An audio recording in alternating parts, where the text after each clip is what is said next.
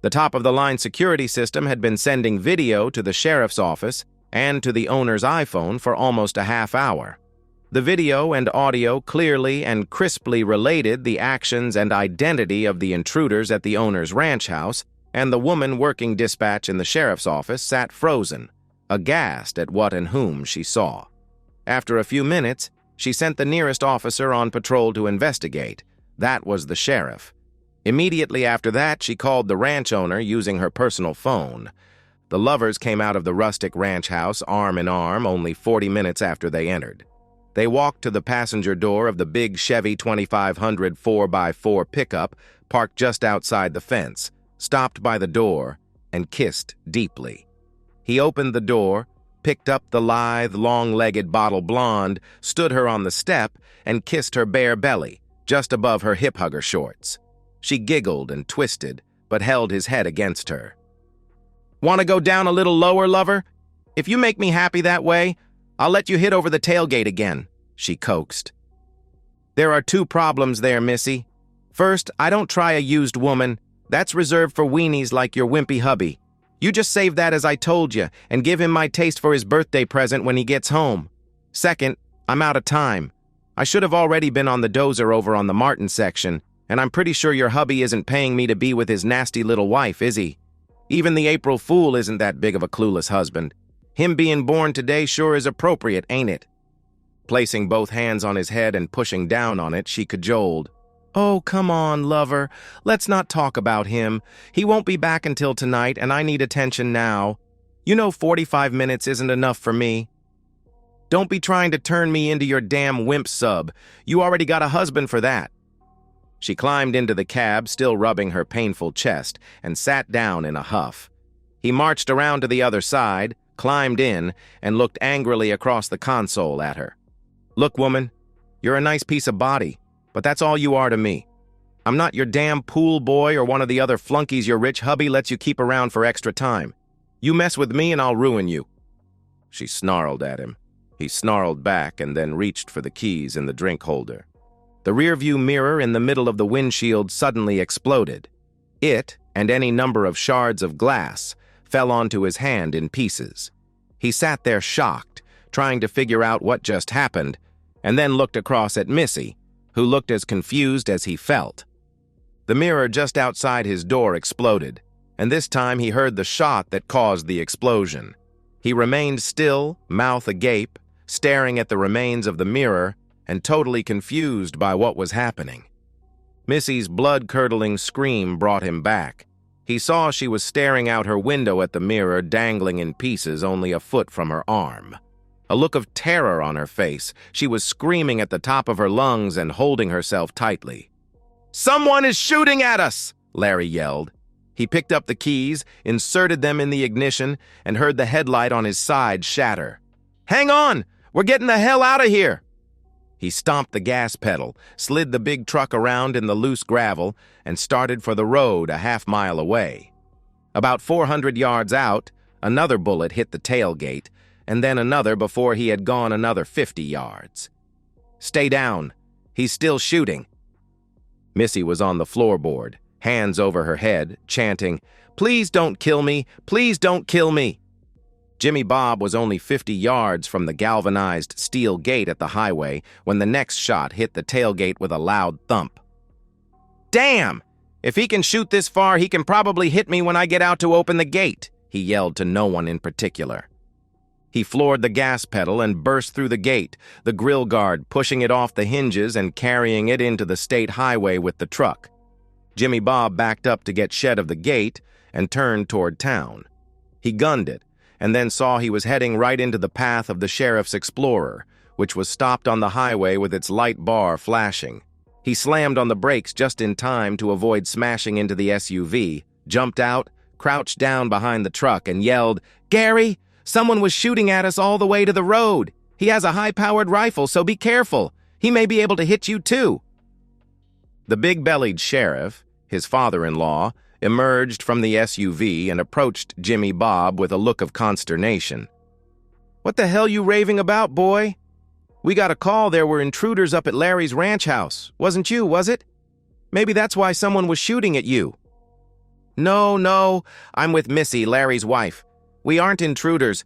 I brought her out here to get some earrings she left last trip and wanted to wear tonight at Larry's birthday party. We were back in the pickup and heading to town when the bullets started flying. Jimmy Bob was quite proud of his quick thinking. He knew he wasn't the brightest bulb in the chandelier, but figured that should throw Sarah's dad off the lover's tracks, now to get him refocused on the shooter trying to kill them. The shooter was in front of us, probably on that big hill somewhere. You need to get some boys or a helicopter or something and go round him up. He tried to kill us. Was either of you hit? The sheriff asked. No, but it was close. First, the rearview mirror in the cab was shot off, then the mirror beside each door, and then a headlight. I lit a shuck out of there, and he kept peppering the tailgate all the way to the road. That's why I had to drive through the gate. So this mysterious shooter hit the rearview mirror, both outside mirrors, and the headlight, but didn't hit either one of you? I don't think he was trying to hit you. If he could shoot your mirrors off, he damn sure could have dotted your eye, couldn't he? I'd say you and your woman got mighty lucky. She's not my woman. I was just helping her out, he replied. The sheriff opened the passenger door where Missy lay curled on the floorboard with her hands over her head, whimpering. Get out, Missy. You're safe now.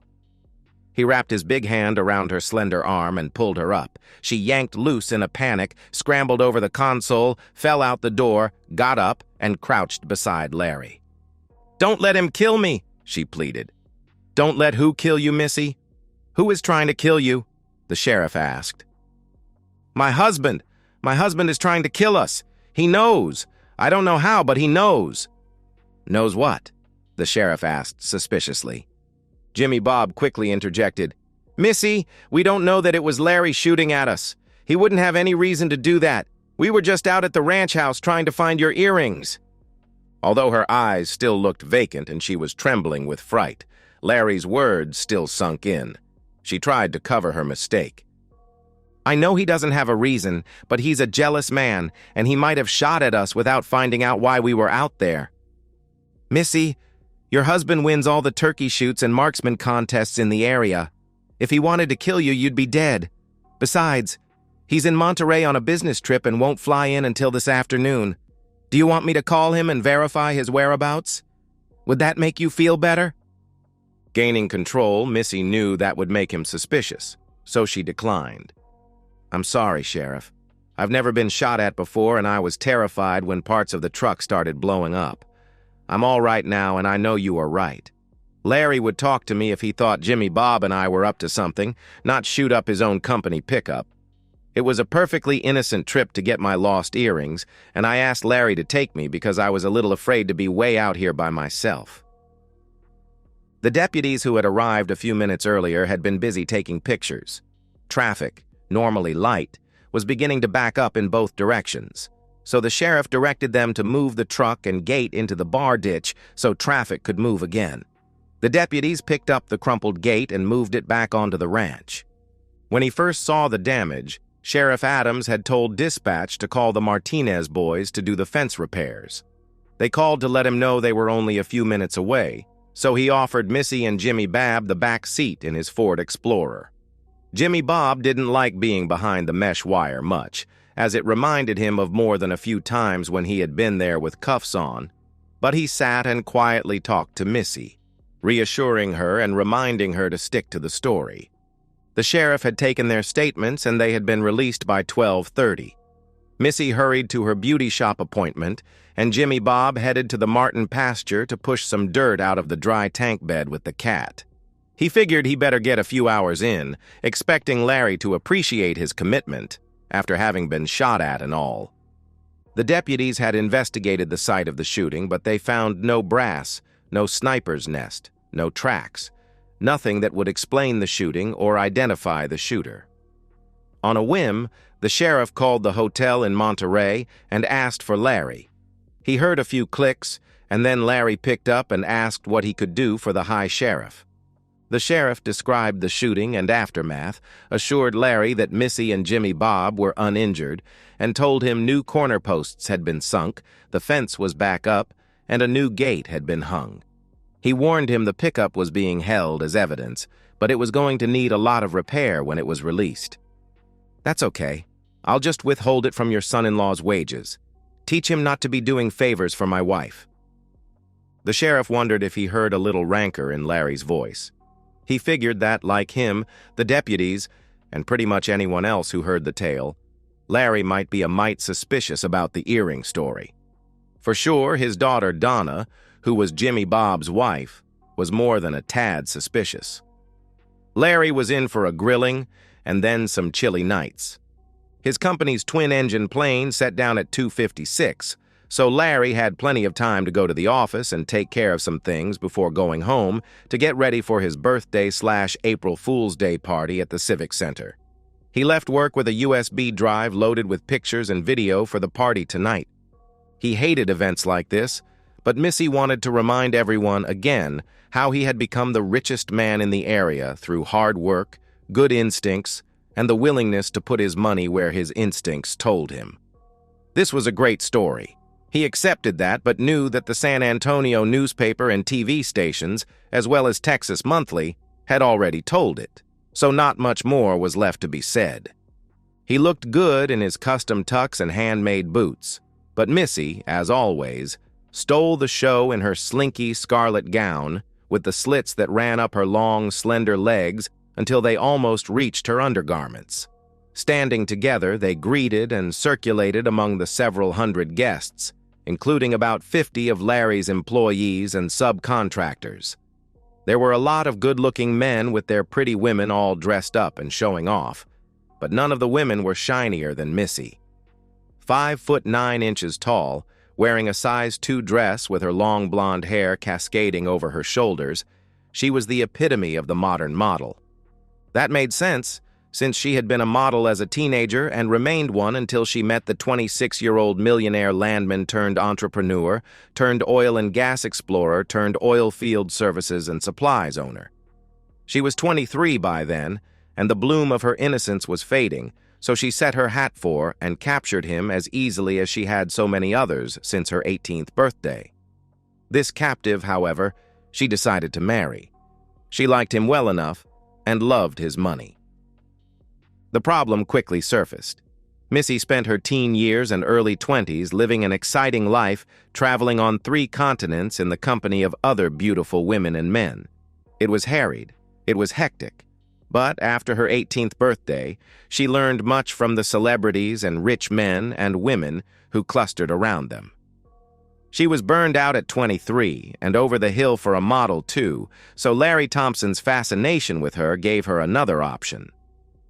Larry was 3 years older, rich but not stupid rich, and he was both well-built and handsome, in an outdoorsman cowboy kind of way. Missy had little exposure to men like him, and his charm, forcefulness, and sweet naivete were very attractive. So was his money. She went for it, and within 6 months was wearing his wedding band. That was 3 years ago, and living in the hinterlands among unenlightened villagers had long since ceased to be fun. Larry's charm and prowess continued to keep her satisfied in her marriage for the first 2.5 years. But in the last 6 months, she had escaped 3 times to LA to see her parents, the bright lights, big city, and the pretty boys who still flocked to her in clubs. She felt guilty and worried the first time, but when Larry suspected nothing, she decided what he didn't know wouldn't hurt him, and tried Jimmy Bob on for size. He was dumb as a rock, but he had a big, muscular body, so she used him whenever Larry was off on one of his many business trips. However, intimacy with him was getting boring, and the events of the morning had convinced her to cut him loose. Jimmy Bob thought she was being intimate with the hunky pool boy and landscaper she had hired. She hadn't, but maybe she would after she cut Jimmy Bob off. Larry was a great lover, but he was just gone too much. She needed quantity as much as quality. Missy strutted around, held court, charmed the ladies and tempted their men, and loved being the center of attention, even if it was the center of this vile village. The barbecue with all the trimmings was served after an hour of socializing, and 90 minutes later, the MC took the stage to lead the crowd in Happy Birthday Larry, and then introduced the star attraction. Larry gave a short speech thanking everyone who had put this shindig together, especially his loving wife, Missy, whom he had to stand and take a bow. She held the spotlight as long as she could, and then gracefully returned to her seat.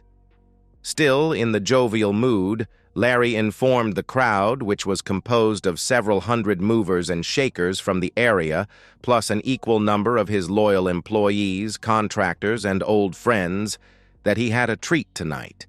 He knew they had all seen the report chronicling his life that the San Antonio television station had put together a year ago, so he wasn't going to submit them, or himself, to seeing that again. They laughed and clapped. Instead, he began talking as pictures of his employees at work, of his office staff, and of his contractors and clients ran across the huge screen behind him and across smaller screens along the sides of the Civic Center. He extolled the hard-working men and women, calling them by name as their pictures came up, and credited them for the success of his various enterprises. He showed pictures of his family and talked about how they contributed to his work ethic and the values he tried to uphold. All the while, patriotic music played in the background. The pictures ended, the accompanying music changed to country, and a video began. His workers were shown hard at work, driving to and from jobs and laughing and talking with their boss on the job, back at the headquarters, or in the yard where the equipment was kept. Next, Larry talked about the contractors, how reliable they are, and what they contributed to the company and to the local economy. The last contractor I want to mention is an old friend who has built a small operation housed in his home workshop into the electronic security business that more and more oil field, trucking, saltwater disposal, pipeline, and other businesses are using to lower theft and malicious damage. If you aren't using Eddie to protect your home and business, give him a call. He'll do you right. Just to prove how amazing his work is, I want to give you a sample of a job he just did for me. Gary, over there. You might try him too. He's a good one. Had us in a little workshop out at the ranch to introduce our office staff to a new computer program we will all be using. I know. But getting away from the familiar seems to increase the interest and focus of folks. So if we ended up fishing during breaks and all, well, that is just to get some fresh air. It didn't mean we weren't working. Anyhow, during the workshop, I noticed some things were out of place and got a little concerned. Nothing was broken or missing that I could see, but no one had visited the house in a while, to the best of my knowledge. So I called Eddie. He came out the next day and installed a state-of-the-art video and audio security system that is so dang newfangled it sends me a message if there is an intruder. Isn't that something? Of course, the first intruder was a dang wild hog who dug under the fence, but still. When the laughter died, Larry continued. Heck, this morning I was in Monterrey, Mexico getting a new contract signed. Yes, boys, it's a good one. We aren't going to starve for a few more months at least. Anyhow, I was waiting for the notary to do his thing, when the security app on my phone buzzed. I figured it was another pig, so I just texted the sheriff's office and asked if they had received the alert. Donna replied that they had, and the sheriff was investigating. She said this time it was live human beings, and she was watching their shenanigans live and taping it, so I could relax and take care of business. We chatted for a few minutes, being old friends and all, and then I hung up to take a call from the sheriff. Good man, Sheriff Adams. He investigated the break-in and a mysterious shooter near the ranch house. I haven't had time to watch the video and audio yet, but I know many of you have homes or cabins in the country too, so let's all watch what Eddie's system surveilled out at my ranch house today, shall we? Jimmy Bob was seated on the side near the stage. He got up and tried to sneak out the side door, but two huge men stopped him and returned him to his seat, where the lovely Donna waited with a benign look, but actually breathing fire. Missy was at the center table, right in front of Larry and about 20 feet away. Her face and bare shoulders were as scarlet as her dress. The video began when the miscreants climbed out of the LT Enterprises truck, hugged and kissed, and entered our love nest, as they called it. The video ran while they got naked, dove on the bed, and engaged in a rowdy position. Larry hit fast forward so the audience saw them doing all positions, but at high speed. The video returned to normal, however, when Jimmy Bob started talking trash about Larry and Missy demeaned Donna without either defending their spouse. Larry froze it just after Jimmy Bob said, "We need to get back. We don't want anyone to get suspicious." And Missy replied, "The April Fool will never figure it out, but we do need to get back so I can get ready for his party tonight. Just think, stud. I'll have your markings while I sit there beside him." Jimmy Bob said, "Remember to humiliate him before you do any intimacy? Big boss man is my wimp." Missy's head was on the table and she was crying. Whether they were crocodile tears or tears of desperation, he didn't know or care. Jimmy Bob's wife got up and slapped the hell out of him from behind. When he tried to get up, the two men held him down and gave him a second shot. This time she punched him in the nose. "My employee uses my truck to take my wife to my ranch house so he can be with her on my bed, and he does it on my time. What do y'all think I should do about that?" "Yeah, me too." "Jimmy Bob, you are fired. You, ex-wife, are also fired. The papers are in the envelope on your right. The 400 people here will attest that you were served. Oh, and by the way, remember the prenup your attorney insisted on?" "Yeah, I'm enforcing it." "Your clothes and other stuff is in a truck awaiting your instructions. Take your damn Beamer and your skanky back out of my town and out of my state, and don't come back. Oh, and jerk, skank, April Fools." And so, we've reached the end of today's story. Was it what you expected, or did it take a twist you didn't see coming? I'm curious to hear your thoughts. Share them in the comments below, and let's get a conversation going. If this story kept you hooked, make sure to hit that like button. And if you're new here or just haven't subscribed yet, now's the perfect time to join our community. I bring you fresh, captivating stories every day, so click that subscribe button and turn on notifications so you never miss out. Thanks for watching, and I'll see you in the next one.